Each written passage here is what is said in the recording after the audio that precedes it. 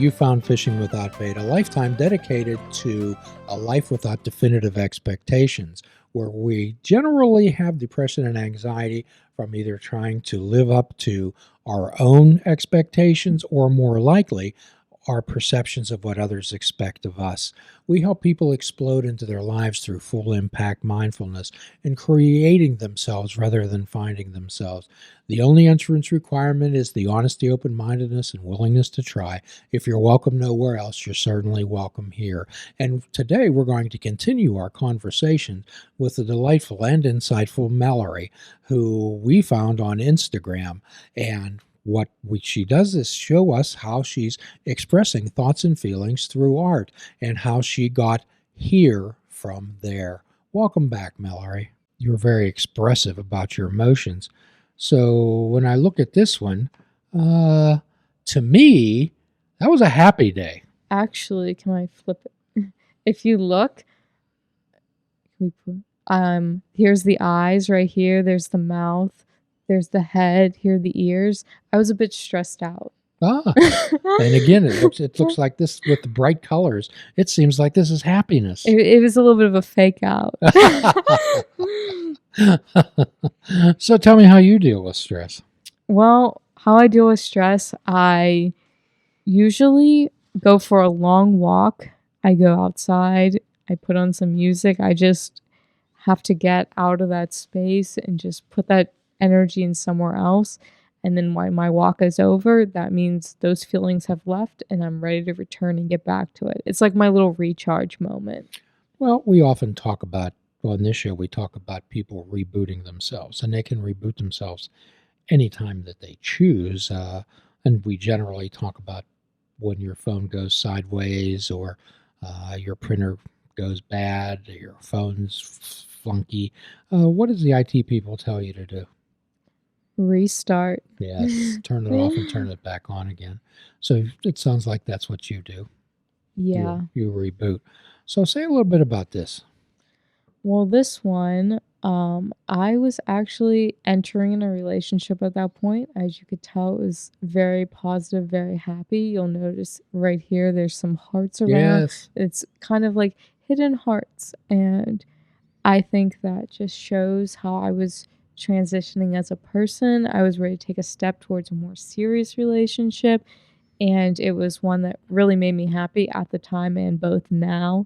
I think it really shows through in this particular picture. I feel like there's a lot of movement and a lot of energy that is showcased. Indeed. That's just fantastic. So this is a little bit off of your standard type of drawing. This one actually I made 2 days ago, and when I made this, I tried to only use 3 colors. I chose red, blue, and yellow because that's one of my favorite color combinations.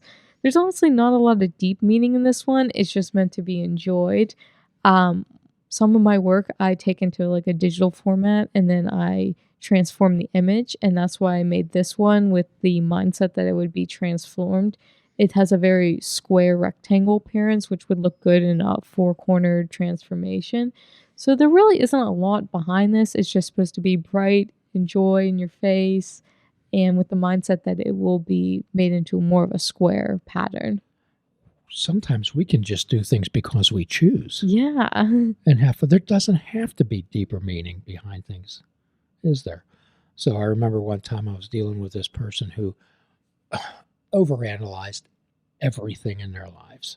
So one day I asked them, I said, let me ask you a question. You're quite an insightful, deep, analytical type of person. How many sides does a circle have? And they said, boy, and he was thrilled about it. I could get this, I could get a computer program, write all this. And he says, I'll come back to you with an answer for that. I said, how about this for an answer? An inside and an outside. So we always try to overcomplicate and simplify and overcomplicate life. And again, making chaos out of nothingness. We always try to look, well, what's the meaning of that door? Well, it's a door. There doesn't have to be a meaning behind everything. Sometimes things can be just an expression of how you feel in that moment. Tell us about this one. This is This you, one, you don't use many of these if colors. you flip it the other way, Okay. this is it's farm animals. This is a little chicken right here, and then this is a cow up top. Ah, Um, Again, this really doesn't have much meaning except I really like farm animals. So I have yeah. a little chicken and a cow. I just use the red and the white to make it stand out a little bit. And honestly, I was running out of paint a little bit. That's why you'll notice these colors are the ones I don't normally use, but I try to use everything. Okay. And I tried to make something out of the remnants, and I think it turned out all right. I mean, at least I enjoy it. I think it's kind of silly, so this one's kind of just meant to laugh at. Oh, I like the laughter. This one seems to be a little bit darker. Yeah, this one actually it was unintentional how it came out dark. This one, when I made this, I recently got a new sketch pad and it was a different brand of paper than the other one I had been using. So the other one was just a mixed media smooth page, but this one had a rough side texture and then smooth on the other side. So when I opened it, I didn't realize that and I just started making it. So it has a little bit of a textured appearance. Almost looks like if you put it behind like a brick wall or something. And it just kind of came on a little bit darker. I think it stands out because all my other stuff seems to be quite bright. I think it kind of makes this one a bit special in that sense. Indeed. So speaking of bright, how about this one? This one's a snake. With this one, I tried to not fill the page. It was a challenge to myself because I tend to want to put as much color as possible. And this one's a bit of a zoomed out version. And I just made a little snake. It's kind of in the very hungry caterpillar drawing. If you notice how I did like the rounded bumps, it's kind of like a caterpillar snake. It's one of my favorite books as a kid, and I decided to combine that and try to make it a little bit my own. Okay, very nice. Now this one is a kind of a different theme. This one I made during my finals week. As you could tell, he looks very stressed out. I feel like all the color like zapping away from him. It's supposed to be a little moose. If you look at it, it's a little moose. But it can also be a deer if you want, because we're in Pennsylvania and we see a lot of deer. I know I do. But yeah, it really shows how I was very stressed that week. A lot of color, a lot of action. The eye alone, I feel like, just has a very stressed tone. And perhaps you're not familiar with a local organization here in Pittsburgh called Doors Open Pittsburgh. Doors Open Pittsburgh offers some guided and walking tours of various sites and events and places around the city of Pittsburgh. And as a behavioral health therapist, I chose to take a walking tour of one of my favorite places on earth, and that's Highland Park, located in East Liberty, Pennsylvania. Now, you may think, well, what's so special about this tour? Well, as a mindfulness based cognitive behavioral therapist, what I like to do is introduce people to the concept of paying attention on purpose, and that mindfulness is not necessarily sitting on a satin pillow going all day. It's about participating in your life and being present.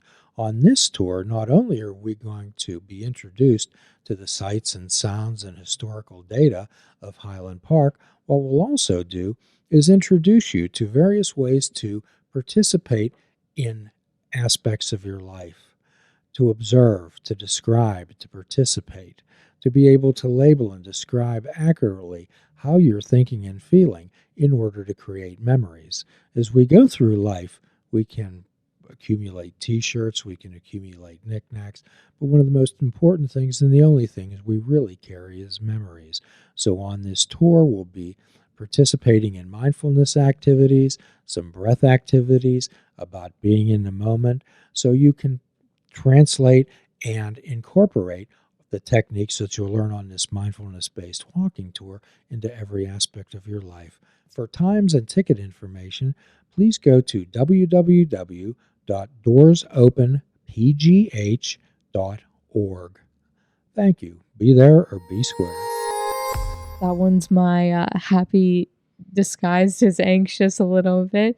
When I actually drew this one, the last thing I put on top was the blue, and I didn't even intend to make a face. I swear when I made that, I looked at it and I was like, that looks like a face. And then I went over it. I feel like somehow, no matter how much I try to be abstract, I somehow always make a face. I've kind of just embraced it and feel like my emotions kind of subconsciously show through. When I was cruising through Instagram, your paintings, your presentations caught my attention immediately. I'm so happy to hear that. That's always the goal. I like to grab attention. Caught my attention immediately. And rather than just saying those are interesting, I said, we go have to talk to this young lady and have her on the show because your type of art, you have a message and it needs to be put out there. I really am so happy to hear that. That's exactly what I try to convey. I try to create little stories. I mean, I think it's best if I could talk about it. I also like to hear what other people say. So I'm just so happy to have this opportunity, really. Well, I'd love to hear the stories behind here. So, how tell us about your Instagram? How would people become exposed to your art? Yeah, well, if you when I first started, I was having a lot of trouble of how to showcase it. I actually started my first post had 6 pictures in one. If you looked at it, it was very tiny. You could not notice the detail. So what I started doing is I started looking at the accounts of other artists I like, and I noticed they had a big close up and then other images included of very detailed elements of that same image. So I started doing that. And I thought that gave me a lot more room, but I didn't quite feel like it was me. I felt like I was just copying what they did. So one day I took a picture of one of the paintings I made. It was a chameleon, and I uploaded it and just on my computer and I put it with a white background. And then when I put that on my account, it looked very much more intentional with how I was showing it. The background was uniform. If I make others, I could just model that and it became more cohesive. So then how I branded going off of that, I started reversing the image and making almost like a whole new picture just based on one painting. So that's more what I've been doing now, where I start by making something and then I take that image and copy it and reverse it, maybe crop some out to make a new picture. And sometimes I can get 4 or 5 paintings out of the same one, and no one has really caught on unless I tell them. So it just kind of pushes me to be a bit more creative. I just really like sharing and I just really enjoy editing. I like making, and I hope that shows through my account. You were talking earlier about having a void, something missing in your life. And most people who feel depressed feel that void, feel that there's something missing in their life. And you found your expression through art. What other things did you try to fill the void with? I did a whole lot of nothing, if I'm being honest. I wallowed in self pity for longer than I would like to imagine. Yeah. I made up every excuse in the book for why I was feeling so low. I said, oh, the feeling would just pass. I took absolutely no proactive measures. I just was waiting almost for something to fall out of the sky to turn my life around. And one day I just had enough. I was fed up with myself and I said, I've been sitting here for almost a year and I am honestly at the lowest point I've ever felt with myself, and no one else is going to change it. I have to be the one. And I went and I looked up a list of hobbies and I went through and I tried each one until I found one that stuck. And the third one was art, and here I am. Well, most people live their lives wishing and hoping and waiting for something to happen. And they can do that in the 12-step world. We always tell people you can't think your way into acting right. You have to act your way into thinking right. So this is what you did. And to put a Mike's heard this story so many times. So I speak at a lot of rehabs, and I like to tell this about the difference between waiting, wishing and waiting, and action and effort.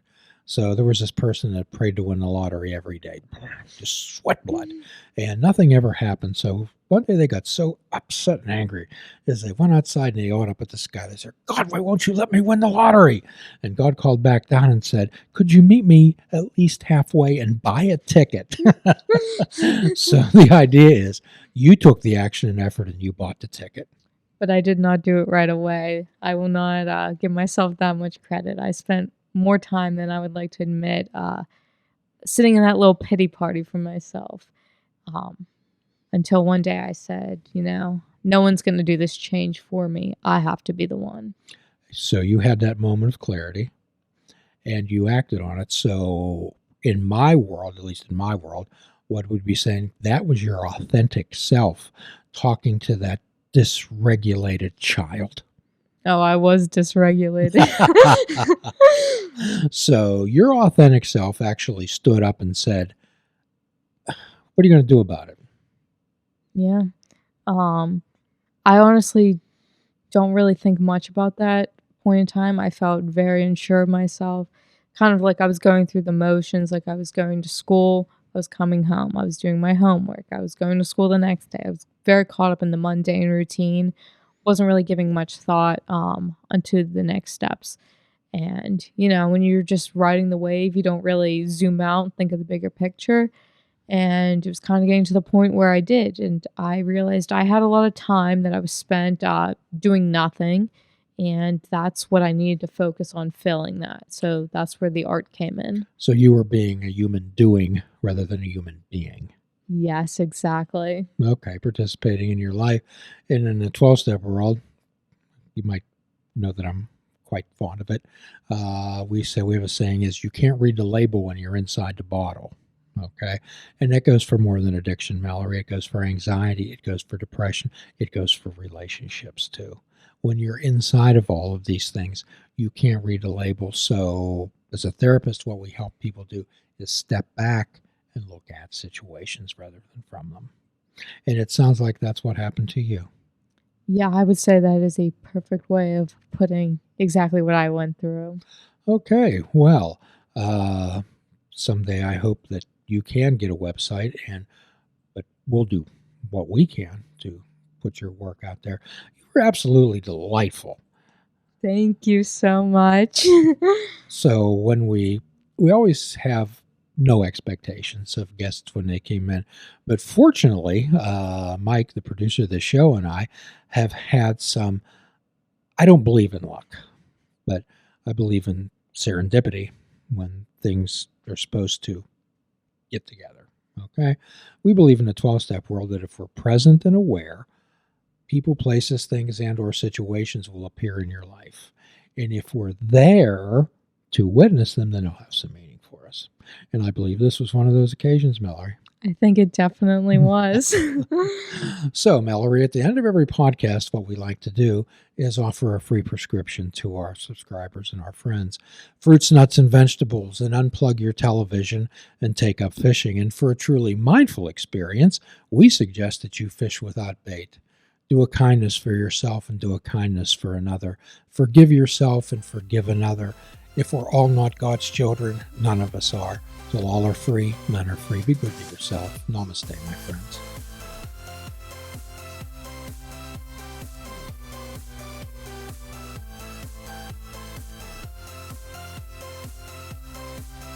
If you're interested in flying the colors of fishing without bait, click the shop icon on our website. We have clothing, mugs, cell phone cases, and so much more. Show the world that you fish without bait.